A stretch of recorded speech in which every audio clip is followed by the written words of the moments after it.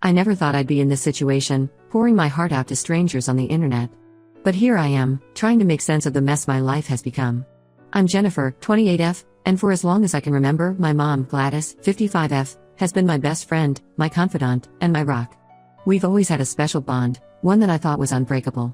Growing up in our small town of Millbrook, everyone knew the Johnsons. My dad, Earl, 57M, was a successful real estate developer, known for his charming smile and the way he could close any deal. Mom was the perfect homemaker, always volunteering at school events and hosting neighborhood barbecues. From the outside, we were the family everyone wanted to be. Our house on Maple Street was always bustling with activity.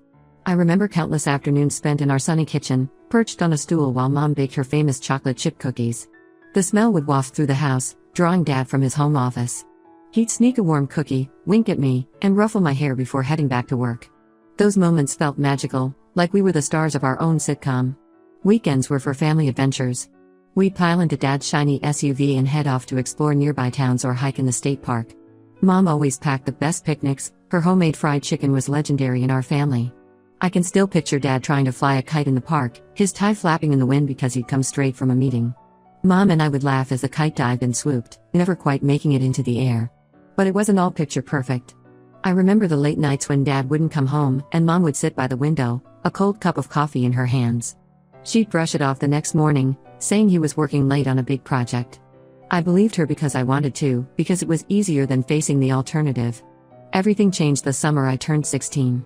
It was a scorching hot day in July, and I had just gotten my learner's permit.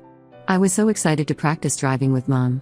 But when I bounced into the kitchen, ready to go, I found her sitting at the table, her eyes red and puffy from crying. That's when she told me about the divorce. The next few weeks were a blur. Dad moved out, taking with him the laughter and warmth that once filled our home. The truth came out in bits and pieces: his affair with his young secretary, the secret apartment he kept in the city, the double life he'd been leading for years. I was angry, so angry. At Dad for betraying us, at his secretary for being the other woman, but mostly at myself for not seeing the signs. The late nights, the mysterious phone calls, the business trips that seemed to multiply, it all made sense now, in the worst possible way. Mom was devastated. She had given up her promising career as a teacher to support Dad and raise me. Now, at 43, she found herself alone, without a job, and with a teenage daughter to support. I watched as she struggled to hold it together, applying for jobs during the day and crying herself to sleep at night. We had to downsize, moving from our beautiful house on Maple Street to a small 2-bedroom apartment on the other side of town. I started working part-time at the local diner to help with expenses. My friends from the old neighborhood slowly drifted away, uncomfortable with our new circumstances. Through it all, Mom and I leaned on each other. We'd stay up late, talking about everything and nothing. She'd share stories from her college days, dreams she had put on hold to be a wife and mother. I told her about my hopes for the future, my fears about college, my crush on the boy in my calculus class. Those nights, huddled on our second-hand couch with mugs of hot chocolate, were when our relationship truly deepened from mother and daughter to best friends. Dad, meanwhile, became a ghost in our lives. He missed my high school graduation, sending a generic card with a check instead. When I got accepted to State University, it was Mom who cried happy tears and helped me move into my dorm. Dad's congratulations came via a text message 3 days later. Despite the hardships, or maybe because of them, Mom and I grew stronger. I watched in awe as she reinvented herself. She went back to school, juggling online classes with a part-time job as a receptionist. I'd never been prouder than the day she walked across the stage to receive her teaching credential, beaming with accomplishment. Years passed, and things got better. I graduated college with a degree in marketing and landed a job at a small firm in the city. Mom was teaching 3rd grade at the local elementary school and seemed genuinely happy. We still had our weekly dinners, alternating between my small city apartment and her cozy house in the suburbs. Then, about 6 months ago, Mom dropped a bombshell during one of our dinners. She had reconnected with Dad on social media, and they had been talking. She said she had forgiven him and wanted to give their relationship another chance. I was stunned, my fork clattering onto my plate as I tried to process her words. How could she forgive him after everything he put us through? The missed birthdays, the financial struggles, the nights she cried herself to sleep? I reminded her of all the pain he caused, how he abandoned us when we needed him most. But Mom insisted that people change and deserve second chances. Over the next few months, I watched with growing unease as Mom and Dad started dating again. They went to dinner at the Italian place where they had their first date 40 years ago. They took weekend trips to the coast, posting sickeningly sweet couple selfies on Facebook. Mom seemed happy, but I couldn't shake off the feeling that this was all going to end in heartbreak again. Last week, Mom invited me to dinner at her place. When I arrived, I was shocked to see Dad's car in the driveway. I walked in to find them both in the kitchen, Mom stirring a pot of her famous spaghetti sauce while Dad set the table, just like old times. Over dinner, they dropped the bomb. They were getting remarried and wanted my blessing. I felt like the ground had disappeared from under my feet. The spaghetti I had been eating turned to ash in my mouth. I couldn't contain my emotions. Years of pent-up anger and hurt came pouring out. I reminded Dad of how he hurt us, how he missed important milestones in my life. I told Mom I was disappointed that she would let him back in so easily, that she was throwing away all the strength and independence she had worked so hard to build. They tried to explain, saying that they had both grown and changed over the years. Dad apologized for his past actions and said he wanted to make amends. Mom said she believed in second chances and that their love was worth fighting for. But all I could hear was the sound of my world crashing down around me. I left the dinner in tears, ignoring their calls to come back, to talk it through. I drove around aimlessly for hours, replaying the evening in my head. When I finally made it back to my apartment, I collapsed on my bed, feeling betrayed by the one person I trusted most in this world. Now, I don't know what to do. I love my mom, but I can't support this decision. I don't trust my dad and I'm terrified he'll hurt her again. I feel like I'm losing my best friend and the strong, independent woman I looked up to. How do I deal with this? Should I try to accept their decision for Mom's sake? Or should I stand my ground and risk damaging my relationship with her? The thought of having to play happy families with the man who abandoned us makes me feel physically ill. But the thought of losing my relationship with Mom is equally devastating. I'm torn and confused, and I could really use some advice. How do I protect my mom without pushing her away? How do I deal with having Dad back in our lives after all these years? Is it possible to move past all the hurt and anger, or am I justified in feeling this way? Any insights would be appreciated because right now, I feel completely lost. Update 1, it's been a month since my last post, and to say it's been a roller coaster would be an understatement. Thank you all for your advice and support. Your words have been a lifeline during this tumultuous time. After the disastrous dinner, I spent a week avoiding Mom's calls and messages. I threw myself into work, staying late at the office and volunteering for every project that came up. But avoidance can only last so long, especially when you're dealing with Gladys Johnson, determined mother and experienced third-grade teacher. She showed up at my apartment one Sunday morning, armed with a bag of fresh bagels and a determined look in her eye. I opened the door, still in my pajamas, hair a mess, and she simply said, "We need to talk, sweetheart." We sat at my tiny kitchen table, the same one she had helped me pick out when I first moved to the city. As we spread cream cheese on our bagels, Mom started to speak. She apologized for springing the news on me the way she did, acknowledging that it was a lot to process. Then, she shared her side of the story, and I mean really shared. For the first time, I heard about the depth of pain she experienced during the divorce. She told me about nights spent staring at the ceiling, wondering where she had gone wrong. She spoke about the humiliation of running into Dad's girlfriend at the grocery store, of having to ask for help to pay bills she once handled with ease. But then she told me about her journey of healing. She had gone to therapy, something I hadn't known about. For years, she had worked on processing her anger and hurt, on rebuilding her self-esteem. She explained that forgiving Dad wasn't about forgetting the past, but about freeing herself from the anger and resentment she had carried for years. Holding on to that anger was like drinking poison and expecting the other person to die, she said, her eyes shining with unshed tears. I had to let it go, for my own sake. She also revealed that Dad had been in therapy too. Apparently, the failure of his second marriage had been a wake-up call. He had worked on understanding his past behaviors and making amends. Mom assured me that they had many long, difficult conversations about the past and their expectations for the future. As I listened, I felt my anger slowly giving way to confusion. This wasn't the story I had told myself about their reconciliation. I had imagined Mom falling back into old patterns, Dad sweeping in with grand gestures and empty promises. The reality was far more complex. Still, I had my doubts. Years of hurt don't disappear overnight. I asked Mom if she would be willing to postpone the wedding for a while, to give me time to process everything and maybe try to rebuild some sort of relationship with Dad. To my relief, Mom agreed without hesitation. She reached across the table and squeezed my hand, saying, "Your feelings are important to me, sweetie. We don't want to rush into anything that would damage our relationship. You take all the time you need." Over the next few weeks, Mom arranged for Dad and me to meet for lunch. The first meeting was at a neutral location, a cafe downtown that neither of us had been to before. I arrived early, and nearly bolted when I saw him walk in. He looked older than I remembered, gray streaking his once dark hair. He smiled nervously as he sat down, and for a moment, I saw a flicker of the dad I remembered from my childhood. It was awkward at first. We hadn't had a real conversation in years. But slowly, we started talking. He asked about my job, and I found myself sharing stories about difficult clients and exciting projects. He told me about his work, how he had scaled back to focus more on sustainable development projects. Then, he apologized.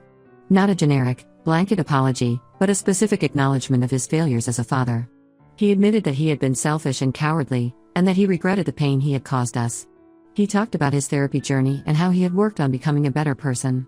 I listened, my emotions swinging between lingering anger and a desperate desire to believe him. But I made it clear that words weren't enough. I needed to see consistent actions over time to even consider trusting him again. We agreed to meet regularly, just the two of us, to try and rebuild some sort of relationship. It's been hard and sometimes uncomfortable, but I'm trying to keep an open mind. As for Mom and Dad's relationship, they're still together but have put the wedding plans on hold. They're taking things slow, which gives me some comfort. Mom assures me that they're in couples therapy, working through their issues in a healthy way. We've started doing family dinners once a month. The first one was tense, with conversation stilted and forced. But each time, it gets a little easier. Last week, we even managed to laugh together over a story Mom told about her students. I'm still not 100% on board with the reconciliation, but I'm trying to be supportive of Mom's happiness. I can see the joy in her eyes when she talks about Dad, a lightness that I haven't seen in years.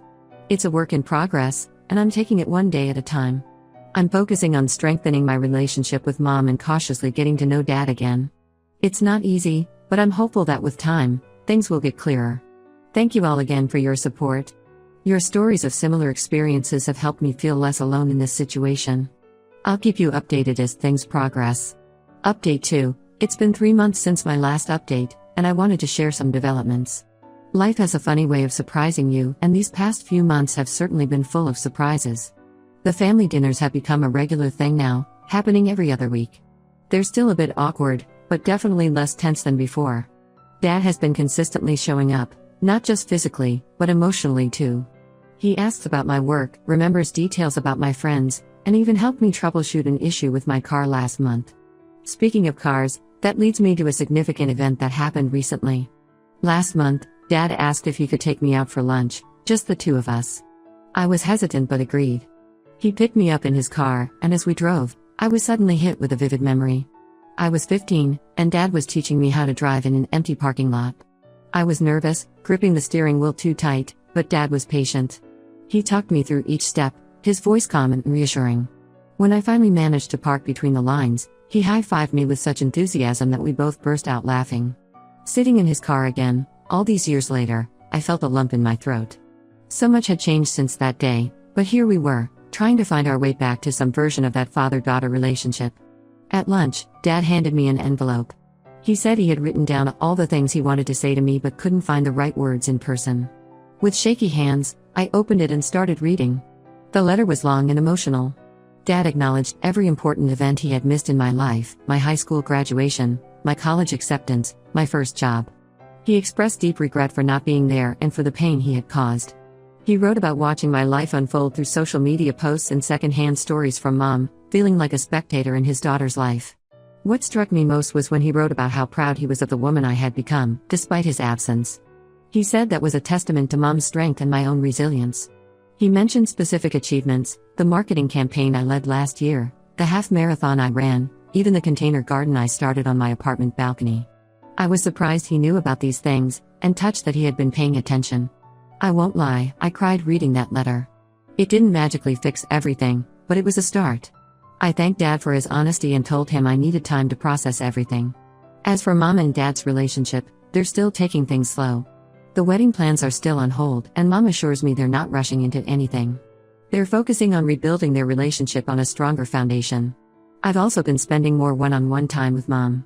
We've started a tradition of monthly spa days where we can relax and talk openly.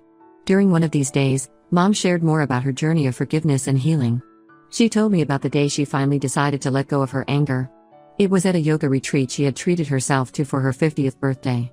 As she sat in meditation, she realized that holding on to her resentment was only hurting herself. It was like putting down a heavy backpack I didn't even know I was carrying, she said. Mom helped me understand that forgiving Dad was more about her own peace than about him. She also admitted that reconciling with him wasn't an easy decision. She had doubts and fears, just like I did. But she decided that the possibility of happiness was worth the risk. While I'm still cautious, I can see positive changes. Dad has been consistent in his efforts to make amends and rebuild our relationship. He's been showing up for family events, remembering important dates, and making an effort to get to know the adult me. Last week, he surprised me by showing up at my office with lunch. As we sat in the park across the street, eating sandwiches and watching pigeons, it felt nice. Not perfect, not like it was before, but a step in the right direction. I'm not ready to fully embrace their reconciliation yet, but I'm more open to the possibility. Seeing Mom happy and Dad making genuine efforts has softened my stance a bit. There are still moments when old hurts surface, but I'm learning to address them openly instead of letting them fester. It's still a journey, and I'm taking it one step at a time. I'm focusing on healing my own wounds and rebuilding relationships at my own pace. Thank you all for your continued support and advice. I'll update again if there are any significant changes. Update 3. It's been 6 months since my last update, and I wanted to share where things stand now. Life has a way of moving forward, whether we're ready or not, and these past months have been no exception. The biggest news is that Mom and Dad have decided to renew their vows rather than have a big wedding. They've planned a small, intimate ceremony with just immediate family and a few close friends. When they told me about it over dinner last month, I was surprised to find that I felt okay with the idea. Not ecstatic, not upset, just okay. And maybe that's progress in itself. Over the past months, I've seen consistent effort from both of them. Dad has continued to show up, not just for big events but for small, everyday things too. He was there to help me move to a new apartment, offering to paint the living room and assemble furniture. He even remembered my half-birthday, something we used to celebrate when I was a kid. He showed up with cupcakes from my favorite bakery and a gift card to the bookstore I love. Mom has been my rock through all of this. She's given me space when I needed it and has been there to talk things through when I was ready. Our spa days have become a sacred time for us to connect and be honest with each other. During our last spa day, she confided that while she's happy with Dad, she sometimes still feels scared about fully trusting him again.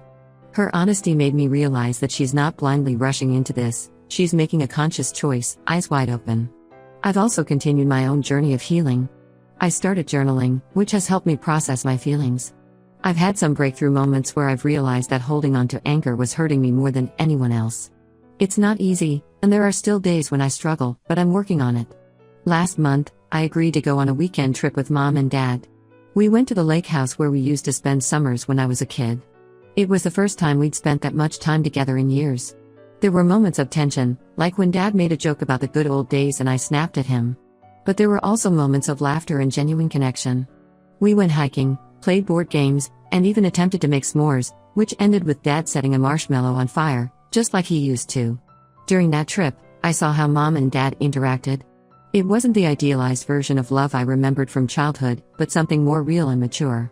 They disagreed sometimes, but I watched them work through it with respect and understanding. One night, I overheard them talking on the porch, working through a disagreement about future plans. They listened to each other, compromised, and ended the conversation with a hug. It was a small moment, but it stuck with me. I'm not saying everything is perfect now. There are still moments when old hurts surface, and I'm still working on fully trusting Dad. But I can honestly say that I'm in a much better place than I was when I first wrote that post. Mom and Dad's vow renewal is next month. They asked if I would stand up with them during the ceremony. After some thought, I agreed. It feels right, a symbol of our family healing and moving forward together. I'm helping Mom pick out her dress, and Dad asked for my opinion on his vows. It's strange and beautiful all at once. To everyone who's followed my story and offered advice, thank you. Your support has meant more than you know. This journey has been difficult, but it's also taught me a lot about forgiveness, growth, and the complexity of love and family. I don't know what the future holds, but I'm facing it with hope and an open heart. There will probably be more challenges ahead, more moments of doubt and hurt. But I feel better equipped to handle them now. Thank you all again for being part of this journey with me.